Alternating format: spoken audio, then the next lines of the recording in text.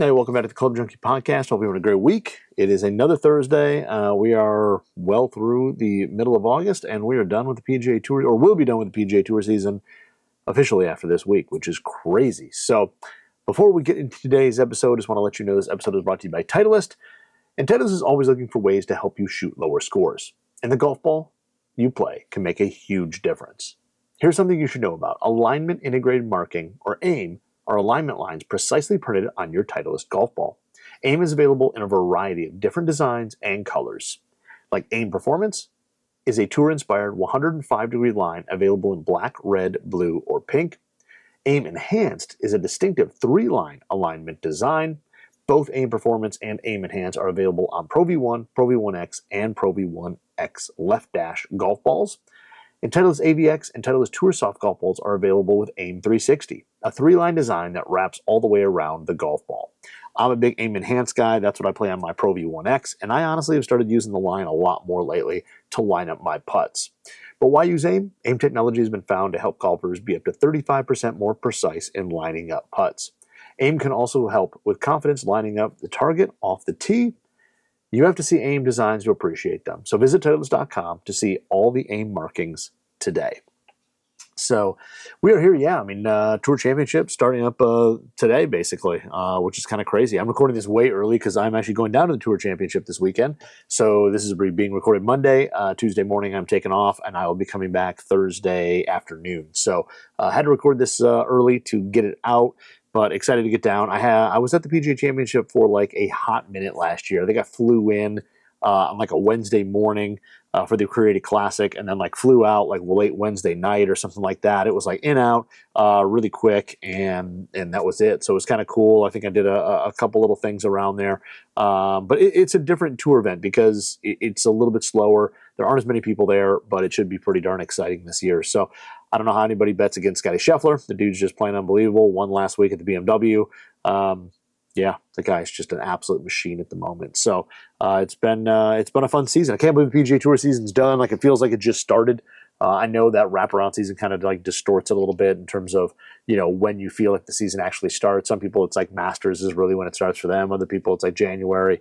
But the whole wraparound season thing is just kind of a wild thing. But hopefully this year we'll, I'm hoping in 2026, the 25-26 season, we'll see a little bit more in terms of, some equipment changes and things like that. I would love to see Scheffler and Rory and some of those guys move into some different products. And, of course, we'll have to wait and see what, TaylorMade brings out for next year. But hopefully we'll see some guys jump over. But who knows, man? If Scotty keeps playing the way he is, we may not see him change that driver 3-wood out anytime soon. But we'll see. It'll all time will tell. So, but speaking of TaylorMade and kind of the role they're on with Scotty and Rory and all those guys, have a TaylorMade clubs to talk about today, and that is the brand new MG5 Wedges. So yeah, brand new MG5s.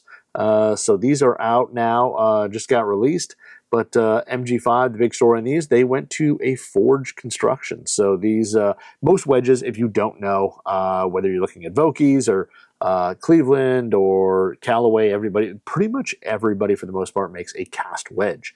It's just, they found that you can cast softer steels in certain shapes and certain designs and all that feel and sound really good. So forging has kind of gone away in terms of cost because they were able to kind of find different ways to make stuff feel and sound good and all that. Now, there are a few forged wedges. There's forged wedges coming back. Mizuno's still always made a forged wedge. Of course, companies like Miura and Ippon and, the small Japanese forging houses and all that forge their wedges.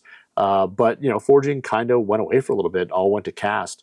And like I said, there's nothing wrong with it. I mean, you think about like Vokey is the #1 played wedge out on tour, and it is cast wedge. And if you want to go say that, the tour issue ones are forged and they're different than what we get, I have been out there at Titleist numerous times. I've asked that question, and they are the exact same wedges in terms of construction and material and all that we get at retail. So they may be slightly different sole designs and things like that, little hand grinds, all that, but they are the same. But this year, TaylorMade is going with forged on the MG5. So right on the hosel there, you see a little forged logo, which is very similar to the one that you see on like the P7 CB, the P7 70, and all that. Like all those there, they've kind of gone with that font and everything. But forging on a carbon steel, basically the forging creates a more dense material, less voids, things like that. So that's where you get the softer feel, the better feel out of. So they are now forging them this year. The other design, they've definitely changed up the step pattern in the back from, there used to be kind of a big channel that ran right along like the bottom muscle where the sole is and up into the toe. There was like a big kind of channel where they moved some of that weight. Now you've got kind of a stepped process there. And I'm not going to lie, the visual of it gives a little bit of a Vokey SM7 look when you start looking at the way they've stepped that thing. But from the dress, everything else, it is a true milled grind wedge. I mean, the big thing is when you set it down from a dress, the toe on it definitely squared off, much like they had with the MG3, and then even more so into the MG4. So it's got that. It has have the raw face on it, which they've been doing for a little while now. The raw face is basically built there to kind of help with spin, you know, moisture control when it's wet, things like that are kind of what that raw face does really well. Now, again, one of the myths out there is that if you have a rusty raw face, it's going to spin more, and it's actually, from everybody I've talked to out in the wedge industry, from every manufacturer, I've asked that question, does rust help? And they say it does not. And if you make it too heavy, caked on, rusty, whatever, it can actually reduce the amount of spin the wedge puts on because there's just less to grab onto. But the raw metal tends to move away moisture a little differently than a chromed or plated face. So that's where you get the kind of the performance out there, and some wet. It'll maintain some of the spin. And then, yeah, on tour and stuff like that, when most guys play, raw wedges is mostly for patina, the look, the rust, all that. Like they just, they wear differently. They rust a little bit, and that's what people like the look of. They don't have any glare or anything like that. So that is why you see that. But this one there has what they call spin tread, which in the grooves, when you look really closely, it's got this like small laser etched lines that go in there. They're not near as rough as last year. With MG4, you could get them, and they felt like the faces felt like sandpaper. They were just like super rough. These ones don't have that. They're definitely a little coarseness to them. You can feel it as you run your hand across them or you run your fingernail. It's kind of got a gritty texture, but it's not near as crazy as the other ones. Now, the other ones there, they did, that sandpapery feel. As soon as you hit like a sand shot or bunker shot, it kind of removed some of that anyway. So this is kind of a new design that helps, again, redirect water and stuff like that away from the face.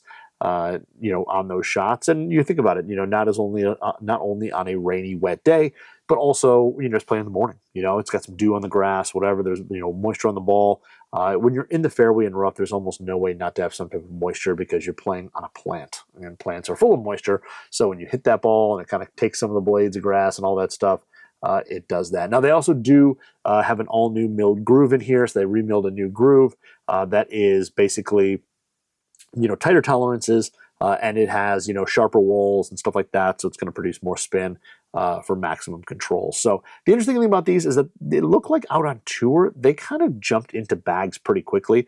Seemed like a lot of players jumped into the MG5s or have been transitioning into these MG5s a whole lot. And of course, MG milled grind stands really for the sole design. So on the sole of all these wedges, they, instead of being, hand polished and all that, because most wedges that don't have a milled sole like this, they're hand polished. So when they come out of the factory, before they're like plated, somebody actually, takes them to a polishing wheel and makes sure they look good and they're the right bounce and all that stuff. But there are variances. I mean, anything that's handmade like that has variances in it. So the milled grind sole is, of course, going to be all done by CNC. And it ensures that every single wedge is the exact same, down to probably like 1/1000th of an inch or something like that. So definitely something that's going to play a little bit more consistent. So if you have a wedge and you do wear them out and stuff like that, you can go and get the next one, and it's going to be exactly the same sole as it was. There was actually some stories. I remember back in the day, there was a story about a player who I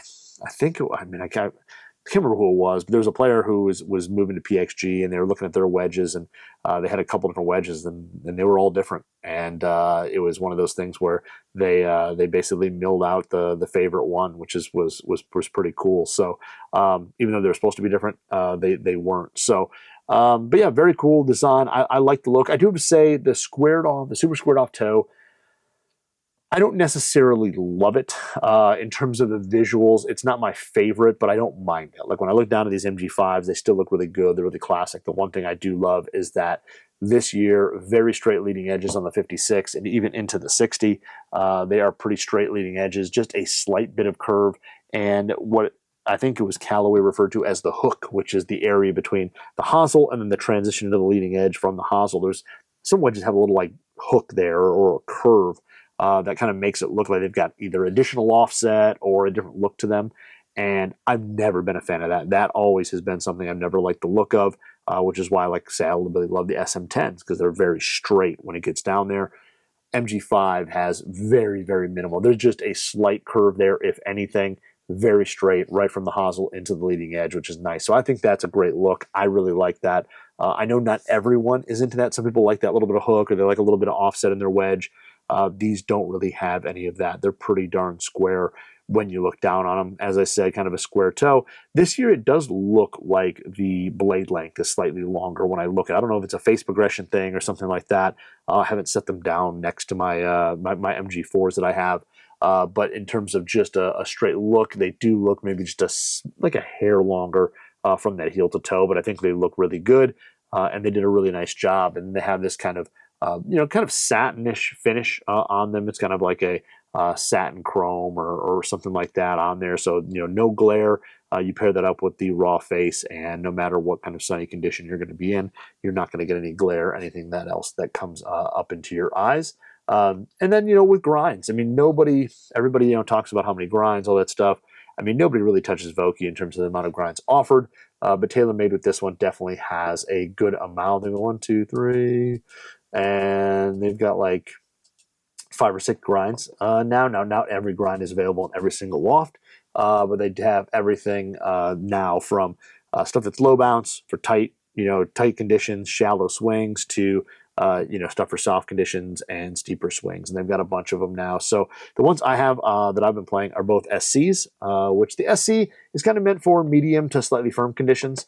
They both have a good amount of heel relief, trailing edge relief, so they're built for players who want to manipulate the face and be able to open it up a little bit, hit some higher lofted shots without that leading edge coming up. And they're meant to play in a variety of conditions. So on these here, they're 10 degrees. The 56 is 10 degrees of bounce. The 60 is 9. But the soles honestly look a little bit different as well. You can tell that on the 60, the bounce is pushed forward just a little bit more. There's a little bit more trailing edge relief on the back of it, where the sand wedge, the 56, there's just a steeper drop off, and that bounce looks like it gets pushed back a little bit further on the soles. So, the one thing too is when you look at soles, there's that bounce number, whether it's 5, 6, 10, 12, whatever. There's different numbers there. They are all not the same. So just because you play one wedge in a 10 and you go grab this wedge, this SC, that happens to be a 10, the way the sole is shaped is completely different, and they're not necessarily going to play the same just because the bounce number is the same. There's different positions of where that bounce could be. And some people will look at where the bounce is, and if it's back further, it's going to depend on release and where you kind of get the club into the turf. That will kind of say how the club performs a little bit, and then also the type of shots you hit, the conditions. But this SC is pretty normal. I think the SB is kind of the normal, most common one that you see. But they're both 10 degrees of bounce for the 56s. But I'm sorry, the 56 SB is 12. But this one's 10, but the SB's got a little wider sole, less relief on it. It'll float a little better in the trap. But this one here, the SB, are the ones or the SC are the ones that I hit because they're the ones I have. So I got these, and then I do have an SBX, which is an 11 degree in the 60, which is pretty interesting. I definitely want to get that one out here shortly as well. But after the looks on these things, which look really good, I can say that the feel on these, which I think is the kind of the main thing, they are really soft. If when you get the ball in the center, close to center, they've got a really soft feel. I don't know that they're necessarily way softer than MG4, but they definitely have a softer feel than, say, MG3 was, and at least equal to MG4 when you strike it on the center. It's just a nice thud. There's really not even much click to it when it leaves the face off the center. Even for partial shots, when you're not like fully compressing the ball, you're still getting good feel out of it. Now, they're not insanely soft. Like I just got done hitting a couple of those JP Premier wedges, and those are crazy soft, as well as some and what is it, Vega, a couple of their wedges that Forge known to be really soft. I don't think they're quite that soft, but they are very soft wedges and they feel really good. Now the price difference between JP Premiers and Vega wedges and these are significantly different. These are definitely closer to the more what you're used to, even though wedges have gotten more expensive. But they don't have a ton of click. They definitely have that soft feel, and when you do get into more full shots, like I hit with more 56, I don't really hit full shots with 60. You could definitely have that little more solid thud, that kind of compression of the ball leaving the face. So now when you do miss it and you get a little low, like you can kind of see on here, there's one little kind of grass stain mark that's still there that I didn't wipe completely off. Low on the face, you're going to get a little click. You're going to hear that. You're going to feel a little bit. And I think that's, just goes along with responsiveness. When you hit it kind of low heel, which is my main spot where I miss most is kind of low heel, you're going to have a firmer feel. It's going to give a little click to you, and you're going to feel that little bit of vibration in your hands. But, that kind of just tells you, how did you hit that shot? Did you hit it solid? Did you, miss it slightly? And then you can also, after you hit that shot, kind of expect what is it going to do in terms of release and things like that. So, but the overall feel on these things, really good. The 60, just hitting kind of partial shots around the green and higher lofted shots, still really good feel to it, really soft. It is the partial shot slightly more audible in terms of that click, and you'll get a little bit more of that feel coming off the hands, but it's not anything too crazy. The fuller the shot, the better it feels, and you're going to get more of that softer kind of thud there when you hit those shots. So sound and feel, really good. And then in terms of performance, I thought these things spin really well. I took them out, hit them out there out of the rough. They spin pretty darn well. It's predictable. Up here, like I play in Michigan, as I always say, and I'm kind of a Southeast Metro Detroit guy. And around here, we have around the greens and in the rough, like it's long, lush type rough. Like that's just what we have here. So when you hit shots out of there, you definitely see a performance difference between shots out of the fairway and shots out of the rough, because the rough is long, it's wet, and I went out and played like Dearborn Country Club with a coworker with these, and their rough, especially around the greens, was pretty darn long. They didn't let it grow a little bit. It just rained, a little bit recently, so it was thick, it was rough, and yeah, even some of the iron shots out of the fairway were pretty nasty, and just getting the club down on it was not as easy as usual. So it was deep and it was playing tough, but out of there, you saw, granted they're brand new wedges, so brand new grooves, but those shots there you would hit, have your release. But it wasn't too bad. Like it was a little bit longer than I expected, maybe a little bit longer than like maybe RTZs were a little bit faster in terms of stopping. Now I wasn't hitting them in the exact same condition, so I can't make 100% comparison. But in terms of rollout, these did roll out just a smidge further than I was expecting them to. I thought they were going to check up really hard. And it was funny, around the practice area where they have a putting green you can chip on. And chipping off the fairway lies there. Things just checked up immediately. I mean, it would hit and you could hear it just grab the grass and basically, stop. Just little like 20-yard, 10-yard pitch shots, chip shots. They would stop so fast. Out of the rough, you'd have a little bit more release. The more speed you had, the better that would be controlled, as always. But I never felt that even in that rough, like the ball was kind of like running up the face or anything like that. It was coming out well and hitting the green and having a fairly controlled amount of release to it. Like I said, it was a few feet more than I thought. So if I thought I was landing it kind of short and letting it run, I might have it run by a little bit. There's only one shot that actually surprised me, and that was I hit a second shot on a par 3 left, and I kind of got down. I was left short of the green, and it was kind of like a little bare patch. And I want to say I was like, man, I was maybe 45 yards from the pin when I lasered it. And it was kind of like this bare patch that didn't have a lot of grass left to it. It had some like remnants of the mowing clippings and stuff like that. So the ball was kind of just sitting there. And I had the 60-degree, kind of not really open face. It was just slightly open. And I hit an absolute, I thought, just flush shot. And it hit and released, a little bit more than I thought. Everything else on the fairway, that was the only shot that kind of caught me off guard. Every other shot that I hit, especially from like fairway lies, you kind of knew what it was going to do, and it hit the green, and it did exactly that.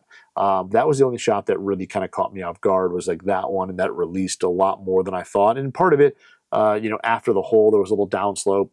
and it caught some of that and ran, but I still just didn't expect it to release as far as it did on that shot. But the rest of them really good. And then, on the flip side, there was, some shots. I had a par 3 on the 15th hole where I left it off to the left a little bit. I was just kind of right before a bunker, so I got lucky there and hit a wedge shot that kind of popped up with a 60, hit the green, and just stopped.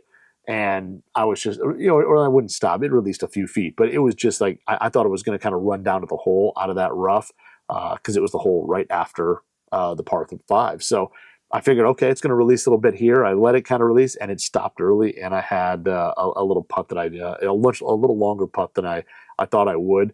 But the spin out of the fairway, phenomenal. You hit it out of the fairway, and it is drop and stop. I had a more fuller shot with the 56. It was like an 82-yard shot into a green that hit, and I actually had to mark the ball on the right side of it because the ball mark, it hit and jumped straight up and fell down, and I couldn't fix the ball mark without moving the ball, or I couldn't mark the ball behind it because the ball mark, the ball mark was there, so I had to move the mark it to the right, pick the ball up, fix the ball mark, and then I put my ball back and marked it behind to get back to what I usually do. But it checked up really well. Out of the fairway, there was just no release or very little, unless it was part of the slope of the green, and you could hit full shots in there and just have a lot of control going in there. So out of those tight lies, really, really nice on those fuller shots. In terms of playing out of the trap, the 56, which is the club I use the most, even the 10-degree bounce, when you open it up, there's definitely a good amount of a kind of dynamic bounce on the ground. When you open this up, there's a lot of sole there. Floats really well. Dearborn, their sand is still firm, but it's a little softer than like the munis I play, out there at St. Clair Shores and stuff like that. So a little bit softer, still float well. The stuff was still a little wet and compact for some previous rain. So the top layer was dry and soft, and then you could feel with your feet as you kind of dug in. You could feel that sand get a little bit firmer. Floated really well through there, though. Didn't have to worry about getting too deep and catching some of that really compact sand and kind of bouncing the club back up into the ball. Never had a problem there. It played really well. It was really easy to float it through. Just played it my normal, behind the ball. As long as I got the entrance in there, hit some nice high shots that came out with some decent spins. So, and even here, you don't see a ton of wear on the face from those shots. There's a little spot up near the toe where one of them caught that you can kind of see that some of that kind of scratching it leaves, when you hit it out of the sand. But overall, really good out of the bunker. And yeah, this sole I thought played really well. It took me a little bit to get used to the sole. I feel like in the 60, I don't know why, but I kind of kept maybe getting a little bit behind it and kind of bouncing that sole into the ball a little bit.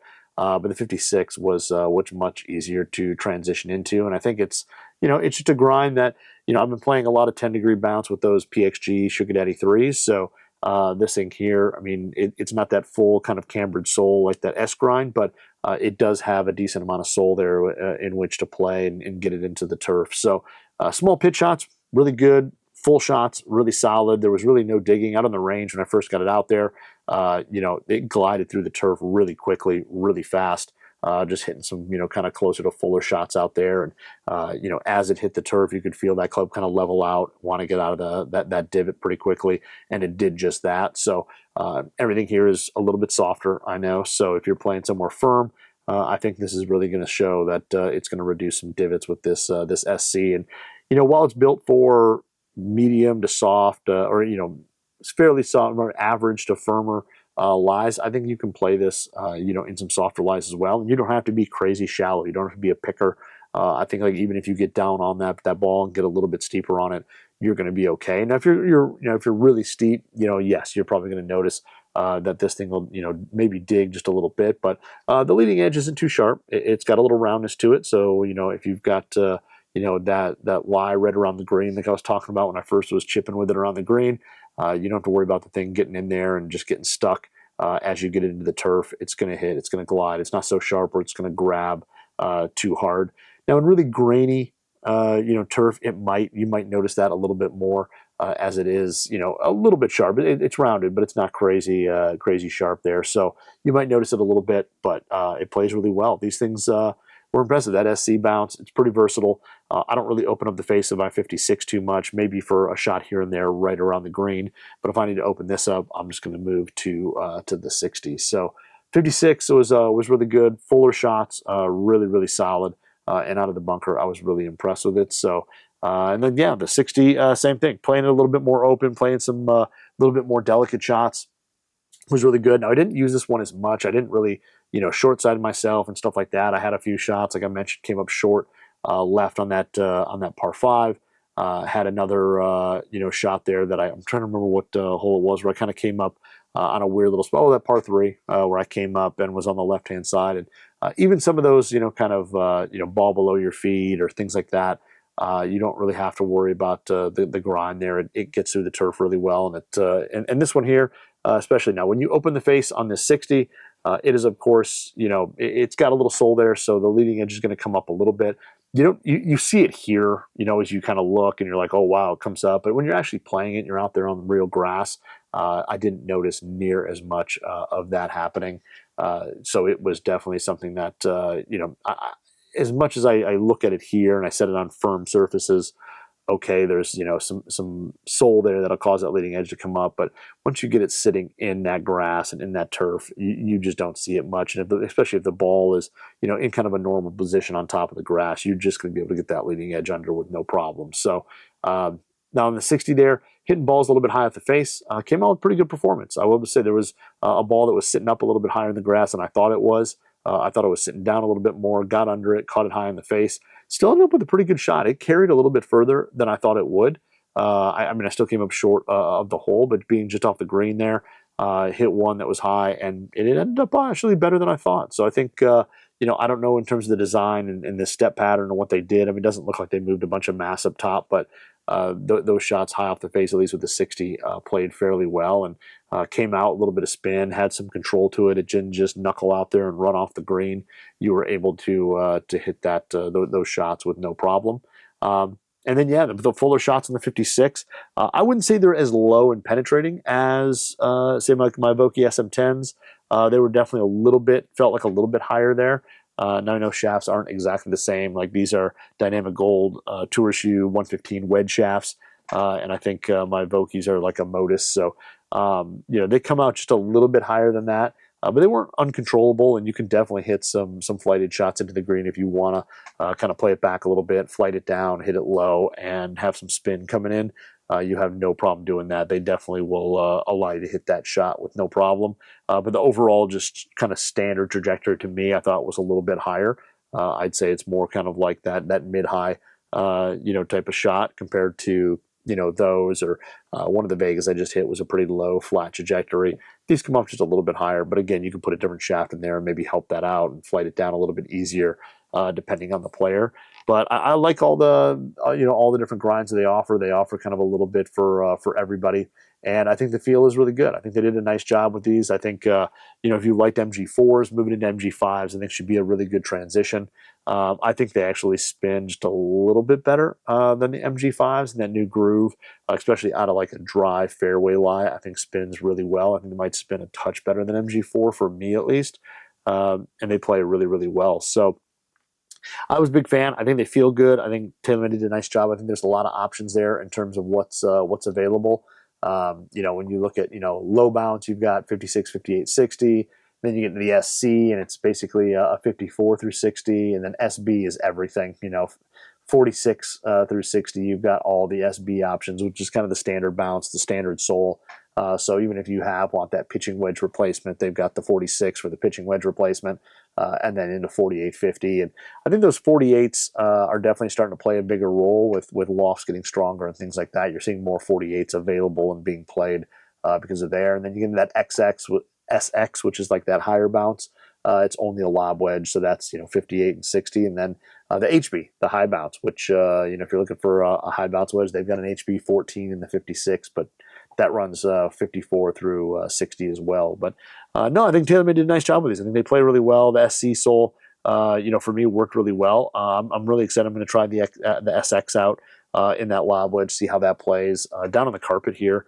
In my basement shop, it's interesting because when you look at how kind of like that sole's wider, there is a little bit of relief at the very end, and if you throw it kind of open, it doesn't sit that high off the ground. I was pretty shocked. I thought that thing was the leading edge was really going to come up and it doesn't. So that's going to be an interesting one to play. But the SCs, I think, are really good. I think they did a really nice job with those. I think they're really versatile, and I think they play enough where if you're an SB or an SC player, you're going to be able to kind of switch between. I think, the SB player is going to want that little bit more forgiveness out of the sole in terms of, out of the bunker, or if you catch it just a hair fat, it's going to let you get away with a little bit more. The SC is going to allow that player to kind of throw it open a little bit and play those kind of higher lofted shots, or those different shots around the green. So depending on what type of player, either one of those is going to fit kind of a wide range. So yeah, feel is really good, sound is solid, and the performance is really good. So these things are solid wedges. I'm impressed. I mean, they're definitely a little bit more expensive